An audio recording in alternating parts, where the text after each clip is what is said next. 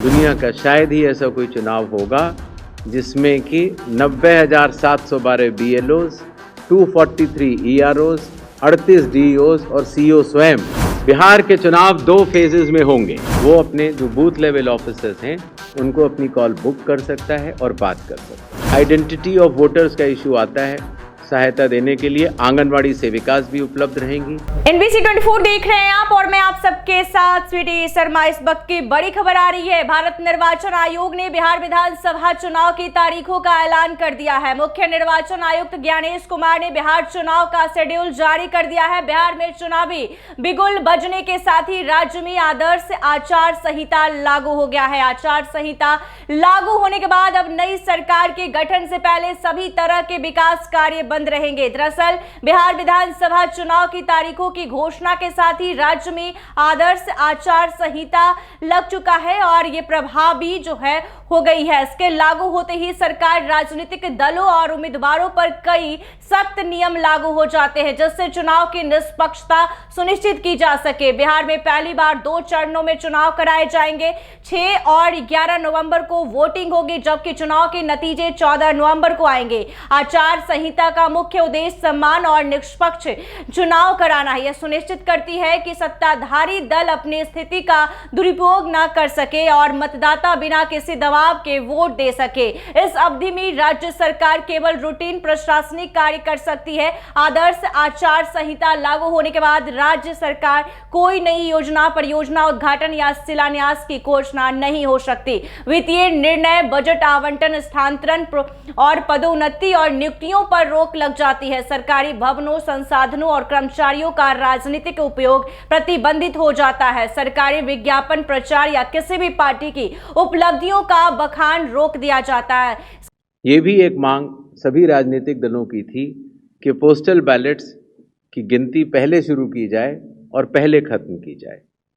तो इसलिए चुनाव आयोग ने पारदर्शिता के लिए भी और इसके लिए भी, जिससे कि पोस्टल बैलेट्स पर पूर्ण ध्यान दिया जाए उनकी गिनती पर और कोई जल्दबाजी भी न की जाए, तो EVM के लास्ट 2 राउंड से पहले पोस्टल बैलेट की गिनती समाप्त करना अनिवार्य होगा। जैसा आप सब लोग को पता है, जब चुनाव खत्म हो जाता है तो फिर आंकड़ों की आवश्यकता कई लोगों को पड़ती है। मीडिया को भी होती है, NGOs को भी होती है, सिविक सोसाइटीज़ को होती है और आम जनता को भी होती है।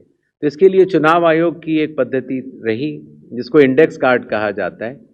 लेकिन इंडेक्स कार्ड का सारा डेटा कलेक्ट करने में कई बार सप्ताह और कई बार महीनों लग जाते थे। तो अब चूंकि ECI नेट भी आ रहा है और डिजिटल का युग है, इसीलिए digital index cards and reports सारे आपको चुनाव खत्म होने के कुछ ही दिनों के भीतर वेबसाइट पर या ऐप पर मिल जाएंगे। इस चुनाव की विशेषता है ये slide. The entire election machinery of Bihar is just a call away। अर्थात अगर कोई भी मतदाता या कोई भी व्यक्ति ECI नेट ऐप को डाउनलोड करता है और अगर अपने एपिक नंबर डिटेल को डालता है, वोटर कार्ड के नंबर को डालता है, तो वो अपने BLO से बात कर सकता है। वो अपने जो बूथ लेवल ऑफिसर्स हैं उनको अपनी कॉल बुक कर सकता है और बात कर सकता है। अगर उसकी कोई भी समस्या है तो वो BLO से बात करके उसका निदान कर सकता है। इसी तरीके से जो इलेक्शन कमीशन का बहुत पॉपुलर नंबर है 1950, आपको भी कोई भी बिहार का मतदाता अगर इस समय बिहार से बाहर है तो भी उसको सिर्फ +91, अगर मोबाइल से आप डायल करते हैं तो +91 जो इंडिया का कोड है वो लगाना है। STD कोड जहां का भी आपकी विधानसभा क्षेत्र है वहां के SDM का STD कोड और 1950 अगर आप ये डायल करते हैं तो 243 EROs सारे मतदाताओं की सेवा के लिए खुले रहेंगे। इसी तरीके से अगर आपको ERO के कॉल सेंटर से संतुष्टि नहीं मिलती है तो 38 DMs के यहाँ भी आप 1950 पे कॉल कर सकते हैं और पटना में CO के यहाँ भी कॉल कर सकते हैं। ये एक बहुत बड़ी व्यवस्था है जिसको कि लॉजिस्टिकली पूरा सही से बना दिया गया है और आशा है इस सुविधा के बाद शायद दुनिया का शायद ही ऐसा कोई चुनाव होगा जिसमें कि 90,712 BLOs, 243 EROs, 38 DEOs और CO स्वयं मतदाताओं के लिए किसी भी दिक्कत अगर उनको आ रही है या ग्रीवेंस है उसके लिए सचेत रहेंगे। नेक्स्ट, ये भी बिहार में पहली बार हो रहा है। पहले जो ऑब्जर्वर्स हम लगाते थे कुछ असेंबलीज को मिलाकर लगा देते थे, लेकिन अब 243 असेंबलीज में 243 जनरल ऑब्जर्वर्स होंगे जो कि विभिन्न राज्यों से वरिष्ठ IAS अधिकारी नामित किए गए हैं जो कि बिहार के रहने वाले नहीं हैं। इसी तरीके से जो लॉ एंड ऑर्डर के लिए जो पुलिस ऑब्जर्वर्स हैं वो हर जिले में एक होंगे और एक्सपेंडिचर ऑब्जर्वर्स को हम लोगों ने चुनाव आयोग ने कुछ असेंबलीज को मिला के नामित किया है। इन ऑब्जर्वर्स के फ़ोन नंबर भी और असेंबली किस असेंबली से हैं वो आपको ECI नेट पर भी मिल जाएंगे और वेबसाइट पर भी मिल जाएंगे, जिससे कि अगर कोई भी ऐसी बात है या शिकायत है तो आप इन ऑब्जर्वर्स को बतला सकते हैं। Observers of the election commission work as eyes and ears of the election commission. तो ये सुविधा भी इस चुनाव में हर असेंबली में मौजूद रहेगी। इस बार चुनाव आयोग टेक्नोलॉजी को भी बहुत बड़े तरीके से लीवरेज करना चाहता है।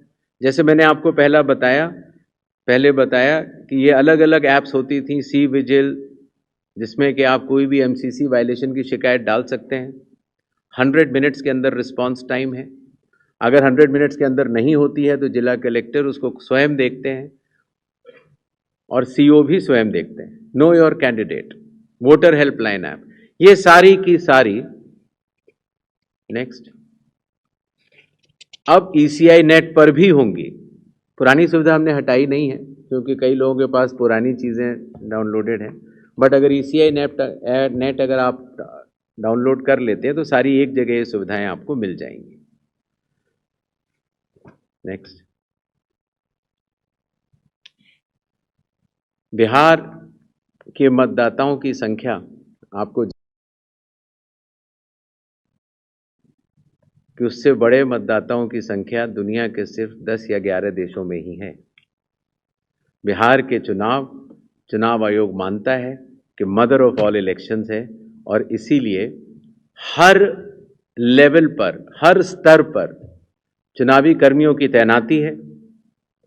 पोलिंग पर्सनल लगभग 4.5 लाख, सेक्टर ऑफिसर्स लगभग 9.6,000, माइक्रो ऑब्जर्वर्स लगभग 17.8,000, micro observers for counting 4,800, counting official लगभग 28,000, पुलिस ऑफिशियल 2.5 लाख, और जहां पर भी आइडेंटिटी ऑफ वोटर्स का इश्यू आता है सहायता देने के लिए आंगनवाड़ी सेविकास भी उपलब्ध रहेंगी और कुल मिलाकर 8.5 लाख चुनावी कर्मी बिहार विधानसभा के आम चुनाव 2025 में रहेंगे। अब मेरे ख्याल से तारीखों का ऐलान कर देना चाहिए। नेक्स्ट, बिहार के चुनाव 2 फेजेस में होंगे। पहले फेज के डेट गैजेट नोटिफिकेशन 10 तारीख को आएगा, दूसरे का 13 को। Last date of making nominations पहले फेज की 17 को होगी, दूसरे की 20 को। स्क्रूटनी 18 और 21। विड्रॉल की आखिरी तारीख 20 अक्टूबर और 23 अक्टूबर, और date of poll 6 November Thursday और दूसरा 11 नवंबर ट्यूसडे।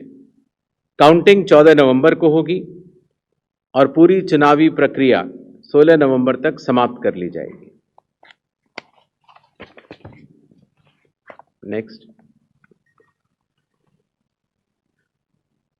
जो बिहार के 38 जिले हैं उनको दो भागों में बांटा गया है।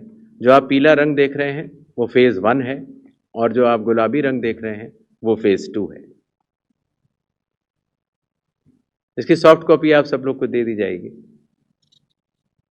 इसका उद्देश्य यही है कि कोई भी पार्टी या नेता अपने पद का दुरुपयोग कर चुनावी फायदे न उठा सके और लोकतंत्र की मूल भावना सुरक्षित रहे। तो बता दें कि बिहार विधानसभा चुनाव की तारीखों का ऐलान हो चुका है और बिहार में जिस चीज का इंतजार था लंबे समय से, उसका इंतजार की भी घड़ी खत्म हो चुकी है। और बता दें कि 2 चरणों में बिहार विधानसभा का चुनाव होगा, पहला 6 नवंबर और दूसरा 11 नवंबर, और मत गणन जो है वो 14 नवंबर को होगा। ऐसे ही तमाम खबरों के लिए देखते रहिए NBC 24। धन्यवाद।